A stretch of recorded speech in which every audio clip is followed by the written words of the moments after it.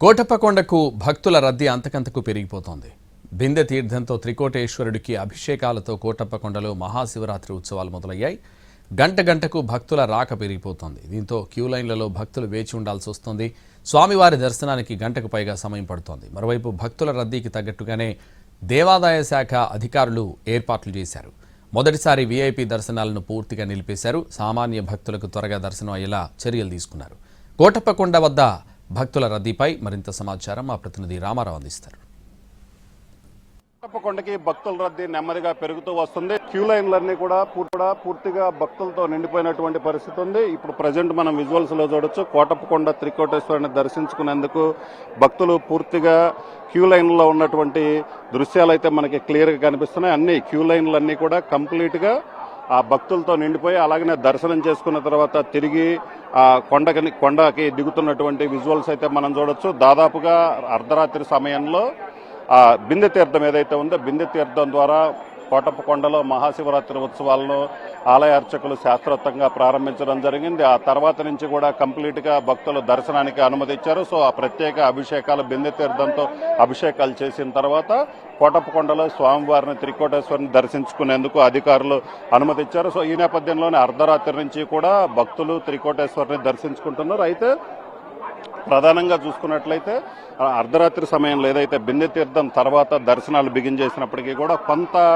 ఆ భక్తుల రద్దీ అనేది ఒక నార్మల్ గా ఉంది. అయితే బిందె తీర్థం సమయంలో అయితే మాత్రం భక్తుల రద్దీ భారీగా ఉంది. తర్వాత కొంచెం తగ్గినప్పటికీ కూడా తెల్లవారుజాముకు వచ్చేసరికి రాష్ట్రం నలుమూలల నుంచి కూడా భక్తులు భారీ సంఖ్యలో తరలొచ్చారు. ఇప్పుడు చూసుకున్నట్లయితే ఆ ఉదయాన్నే కొంత క్యూ లైన్ లో ఫ్రీగా రన్నింగ్ ఏదైతే ఫ్రీగా వెళ్తున్నటువంటి పరిస్థితి, క్యూ లైన్ లో ఎవరు కూడా వెయిట్ చేయట్లేదు. ఆ వెయిట్ చేయకుండా కంటిన్యూగా క్యూ లైన్ లో నుంచి నడుస్తూ వెళ్తున్నారు. అయితే ప్రస్తుతం అయితే మాత్రం క్యూ లైన్లలో అయితే మాత్రం భక్తులు నిలబడాల్సిన పరిస్థితి, ఎందుకంటే రద్దీ పెరుగుతూ ఉంది. రాష్ట్రం నలుమూల నుంచి కూడా భక్తులు వస్తున్న నేపథ్యంలోనే క్యూ లైన్లన్నీ కూడా కంప్లీట్ గా భక్తులతో నిండిపోయింది. ఆ భక్తులు దర్శనానికి కూడా కొంత సమయం అయితే మాత్రం పడుతున్నటువంటి పరిస్థితి ఉంది. సో విజువల్స్ లో చూడొచ్చు, మనకి భక్తులు దర్శనం చేసుకొని మళ్లీ తిరిగి వెళ్తున్నటువంటి దృశ్యాలు అయితే మనం చూడొచ్చు. అలాగనే పోలీసులు కూడా చూసుకున్నట్లయితే ప్రధానంగా ఆ భక్తులు లక్షలాదిగా తరలి వస్తున్న నేపథ్యంలోనే పోలీసులు కూడా భారీ ఏర్పాట్లు చేశారు. ఎందుకంటే మళ్ళీ కంప్లీట్ గా ట్రాఫిక్ ఇబ్బందులు కావచ్చు, ఇక్కడ క్యూ లైన్ లో భక్తులు ఇబ్బందులు పడకుండా ఆ దేవాదాయ శాఖ అధికారుల వాళ్ళందరితో కలిసి కూడా కంప్లీట్ గా ఏర్పాట్లు చేశారు.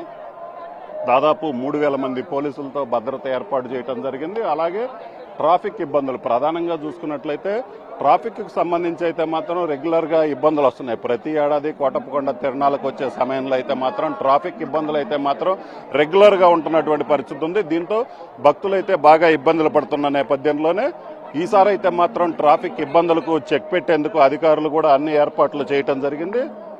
కంప్లీట్ గా వాహనాల పార్కింగ్ కు సంబంధించి చూసుకున్నట్లయితే కొంత దూరంలో కొండ కిందనే కొంత దూరంలో పార్కింగ్ కి సంబంధించి ఎన్ని వాహనాలు వచ్చినా కూడా పార్కింగ్ చేసేలాగా ఫెసిలిటీ ఏర్పాటు చేయడం జరిగింది. దీంతో పాటు సీసీ కెమెరాల ద్వారా ఎక్కడెక్కడ ఏం జరుగుతుంది, కొండ పైన కావచ్చు కొండ కింద కావచ్చు ఏం జరుగుతుందనేది పూర్తి స్థాయిలో నిఘా ఏర్పాటు చేశారు. అలాగనే కంట్రోల్ రూమ్లు కూడా ప్రధానంగా కొండపైన ఒక కంట్రోల్ రూమ్ ఏర్పాటు చేశారు. అలాగనే కొండ కింద కూడా మరో కంట్రోల్ రూమ్ ఏర్పాటు చేశారు.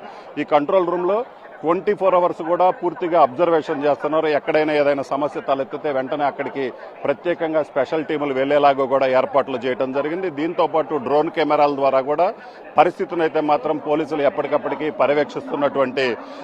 పర్యవేక్షిస్తున్నారు. ఇదే విధంగా దాదాపు గంట నుంచి గంటన్నర మధ్యలోనే దర్శనం అయ్యేలాగా అధికారులు అన్ని ఏర్పాట్లు చేశారు. కెమెరామెన్ నాగరాజ్తో రామారావు, ఎన్టీవీ, కోటప్పకొండ నుంచి.